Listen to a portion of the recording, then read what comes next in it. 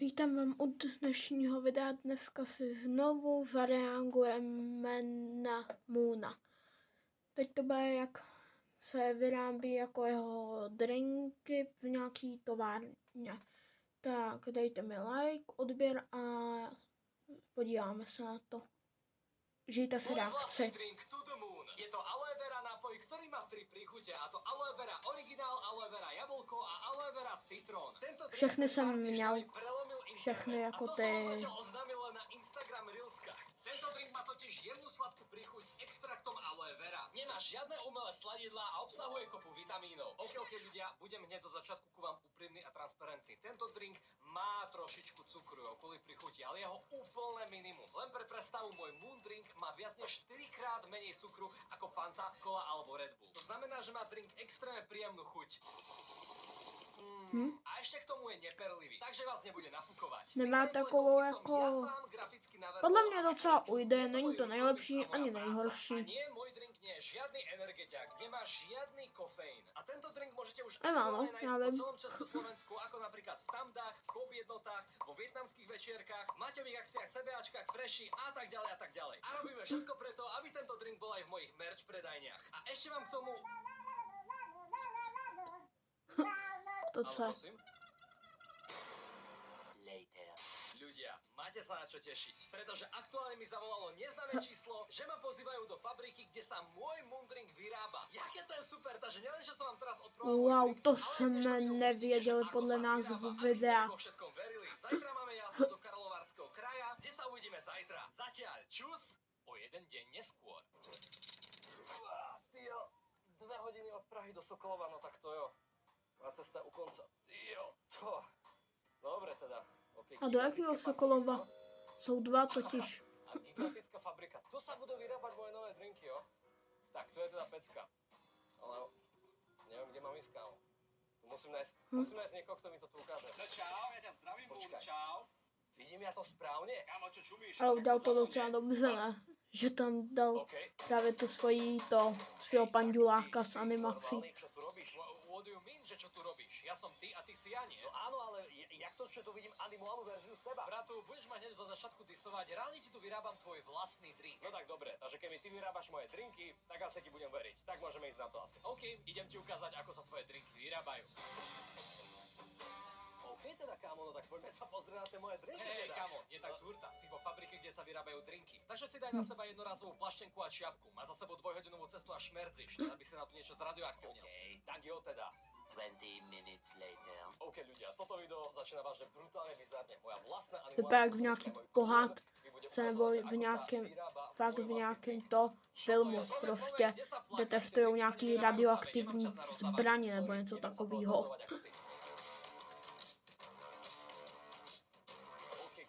Brutálne veľký hluk a kámo, tak teraz sa nachádzame vo fabrike, kde sa vyrába môj drink. Ja vážne neviem, že čo, aký stroj je tu na čo, takže keď to nevieš, tak ma teda dobre počúvaj, pretože toto, čo vidíš vedľa mňa, sa nazýva polnič. Je to extrémne čistý uzatvorený priestor, kde sa Moon drinky naplňujú do týchto plechoviek cez túto kopulu. Potom sa drink uzatvorí cez uzavieračku, ktorá funguje v stotinách milimetrov a používa extrémne presné rezy, aby bola plechovka správne a pevne uzatvorená. To je cool, čo? Každopádne hneď tu vedľa na koľajnici môžeš vidieť taktiež samostatné viečka, ktoré sa takto potrubím dostávajú do uzavierača, ktorý nimi uzavrie plechovku. OK, takže keď tomu správne rozumiem, no tak toto je teda prístroj, ktorý naplňa drink už do existujúcich plechoviek. Toto je neuveriteľná halus. A tu sa krásne dá vidieť, že sme na rýchlosti 20 000 plechoviek za hodinu. Toto všetko sú drinky s mojou potlačou. O môj bože. OK, tak môžeme ísť ďalej asi.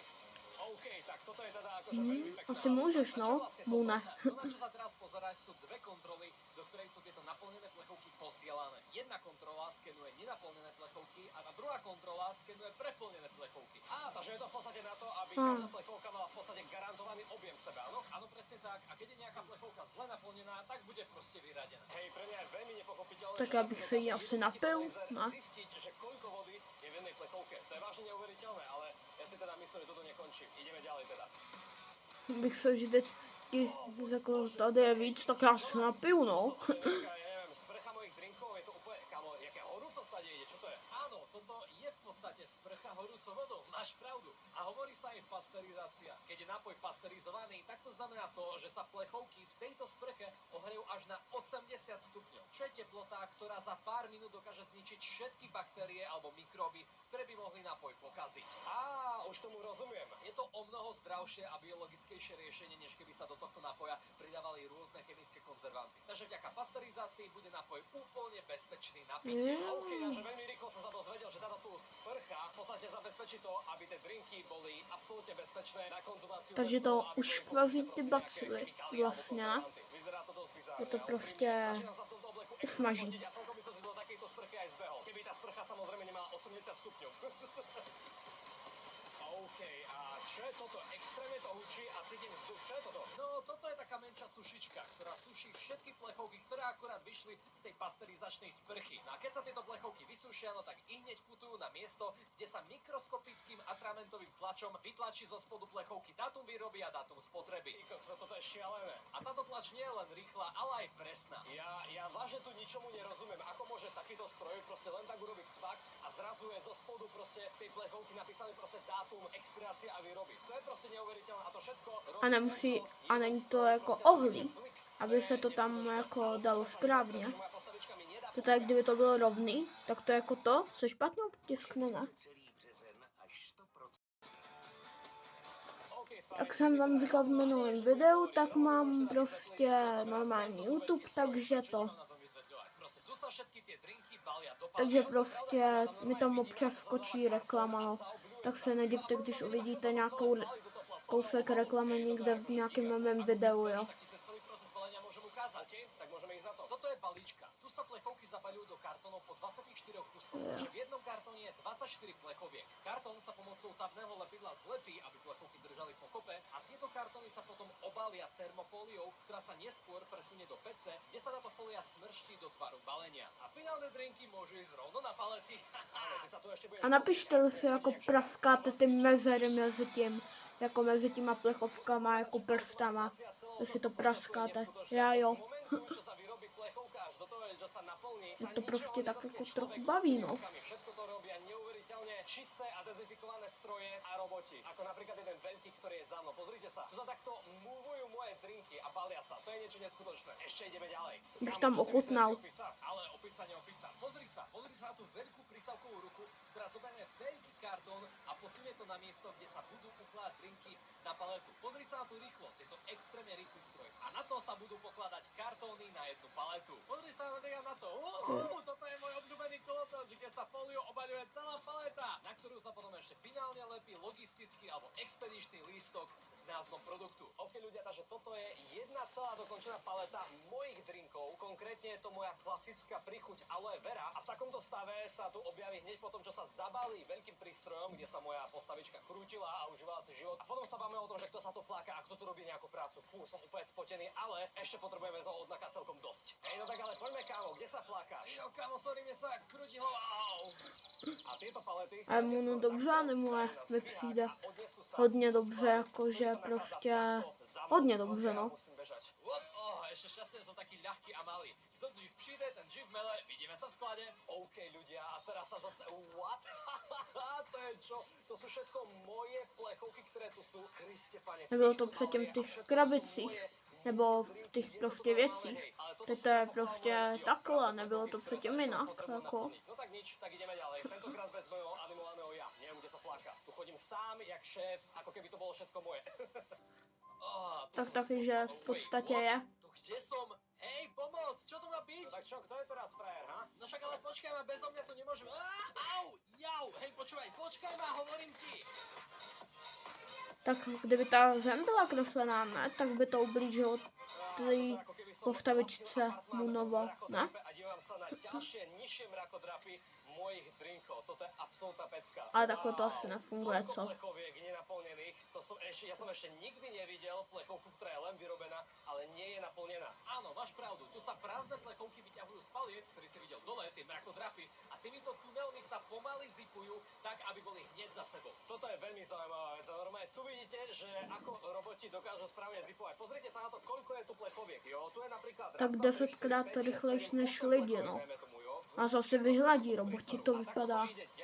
Ďalej, tu sa tu takto zušuje, takže tých plechoviek plechovek je stále menej a ono sa to takto zipuje až do 2, no pomaly až do 1 plechovky, jo. Keby sa takto vedeli zipovať aj auta v Prahe, kámo. Let's go. OK, a čo je táto blikajúca vec? Na čo to funguje? Kámo, toto je vysokorýchlostná kamera, ktorá kontroluje kvalitu spracovania plechovky. A keď má nejaká plechovka aspoň To bliká milimetrovú docela. vadu, tak ju tento systém automaticky vyradí. Kámo, reálne tento prístroj si tu hrá bowling s plechovkami. To je neuveriteľné. Jak se točí. Kámo, nielenže to je miliarda stupňov, ale ešte sa musím trepať po strmých schodoch. Hej, na čo sa to vlastne trepem? Čo to vlastne je? Ty plechovky mají takovou horskou dráhu. Toto je miesto, kde sa plechovky twistujú hore nohami a idú do preplachu, kde sa vnútrajšok preplachuje sterilnou pitnou vodou, aby boli plechovky kompletne čisté na naplnenie. OK, tak teraz môžem ísť schodami rovno dole, ale aspoň už viem, že ako vyzerá celý proces naplňania a výroby plechoviek, pretože tieto tu plechovky, ktoré sú teraz prázdne, sa znova dávajú do toho Bych se napil, no teď jdu na derinku. a takto ide celý proces. Kaž by mi třeba poslal, ne? Nějakou krabici třeba, nebo něco, kde bych byl třeba 30. Třeba od každého 10, ne? Extrakt, vitamíny a arómu podľa receptu. Skontroluje sa tam refrakcia, takže to, aby bol nápoj správne chutný. A to všetko sa potom nerezovým potrubím posiela priamo do plniča, ktorý celý drink naplní do plechovky. OK, takže už tomu rozumiem. Většině těch věcí jsem teď nerozuměl, co řekl. Ty moje drinky môžu chutiť tak, ako budú chutiť. To je úplná pecka. Oh môj bože, ja sa tak teším. OK, tak díky, že si mi to ukázal. A nemám vôbec zač. Ja budem dávať pozor na výrobu. Šťastnú cestu, čus. Be the one thing that can Další reklama tam byla, takže se zase omlouvám. Taktiež som vám ukázal, že ako sa vyrába. Určite veľmi častá otázka na mňa bude, že kde tento drink môžete nájsť v Česku a na Slovensku. Ako som povedal na začiatku, Ve večerkách. Idete na rýchloče tak, že zaskočíte ku svojmu vietnamskému obchodníkovi, či to tam náhodou nemá. Ďalej tento drink môžete nájsť v Tamdách alebo v predajniach Bambule. Čo sa týka Slovenska, no tak tamto aktuálne môžete nájsť v Coop jednotách, v CBAčkách, vo Freši, v Maťových akciách a v mojej kamennej predajni moonomerch.sk v Sabinove. Takže Sabinovčania a ľudia, čo žijete naokolo, choďte tam. Mimo toho si tento drink môžete objednať aj na stránke xpbusshop.cz, kde je v jednom kartóne 24 kusov, alebo za chvíľu na No, moonomerch.sk. nebo kdyby mi Samozrejme, robíme všetko poslal preto, tyhle aby sa to tento drink kartóny, nachádzal ne? na čo 3. najviac miestach. V budúcnosti sa chceme zamerať aj na Albert alebo Kaufland, ale pokiaľ to chcete vidieť najrýchlejšie aj vy vo Bych třeba svojom při meste, každém tak to videu môžete si dal, takže ne? zajdete za svojím vietnamským Třeba obchodníkom a moon poprosíte drink. ho, či by vo svojom obchode nepredával Jak si aj řekl, moon drink. dneska mám Napríklad chuť taká na safari drink, oleovežu. čo je naozaj drink, ktorý je vyrobený Teď cez mám úplne jablko. rovnakú firmu ako môj drink, Nebo tak je to pravdepodobné, teď že si sa dám stane to. aj ten môj. Ako dieťa som Citron. miloval aloe vera, to znamená, že som aj ja chcel mať v mojom drinku niečo veľmi špecifické a celkom sa mi to aj podarilo. A to, že ako to bude chutiť vám, no tak to sa musíte presvedčiť na vlastnej koži. Ešte by som vám chcel pripomenúť, že pokiaľ si moju plechovku kúpite, tak pod viečkou môžete naskenovať kód, ktorý zadáte na xpbus.cz alebo moodrink.sk, kde môžete vyhrať drahé ceny, ako je napríklad herný počítač, notebook, PlayStation 5, iPhony, iPady, monitory, A co když alebo mám herné PlayStation karty, alebo 5? zľavu na môj merch. Za tie asi 3 týždne, čo je ten drink vonku, sa už niektorým mojim fanúšikom podarilo vyhrať niektorú z drahých cien. Takže asi tak ľudia, som veľmi rád, že ste si toto video pozreli, snáď vás to nenudilo, snáď som vám tento drink dokázal odpromovať najkreatívnejším spôsobom, akým som mohol. Tou animáciou som si dal celkom prácu. Aj s nakreslením týchto plechoviek. Snáď vám bude tento drink chutnať. Zatiaľ to vyzerá veľmi pekne, čo sa týka hodnotenia Jo, od mojich nechutná. fanúšikov, ale 100 ľudí z toho chutí. Docela. Ale to znamená už, že je konec videa, takže se s váma musím rozloučit, takže mi dejte odběr, like, napište komentář a začněte mě sledovat, prosím. Tak, pro dnešní video to bude asi vše. No a nashledanou.